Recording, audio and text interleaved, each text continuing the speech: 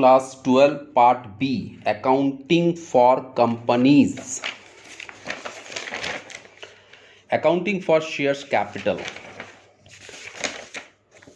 A company form of organization is the third stage in the evaluation of forms of organization.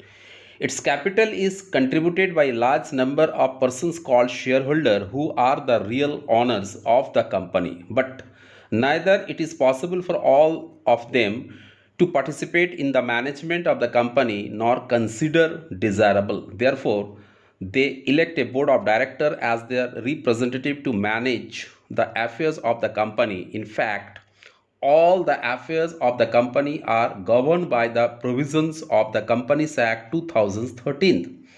A company means a company incorporate or register under the Companies Act 2013 or under any other earlier Companies Act.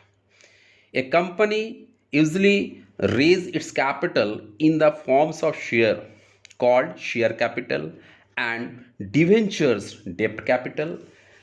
So these chapters deal with the accounting for shares capital of companies. The first of all, nature and classes of shares.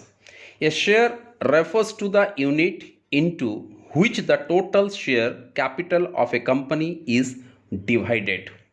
As per the Companies Act 2013, a company can issue two types of share. Number one, preference shares, and number two, equity share, also called ordinary share. First, preference shares. According to sections 43 of the Companies Act 2013, a preference share is one which fulfills the following conditions. Conditions number one, that it carries a preferential right to divide before any dividend is paid to the equity shareholder. Number one. Number two, that is carries a preferential right to the repayment of capital on the winding up of the company before anything is paid to equity shareholder. So equity shareholders, what is the equity shareholders? That is the preferential over than equity shareholders. Equity shares, according to sections 43 of the Companies Act 2013, an equity share is a share which is not a preference share.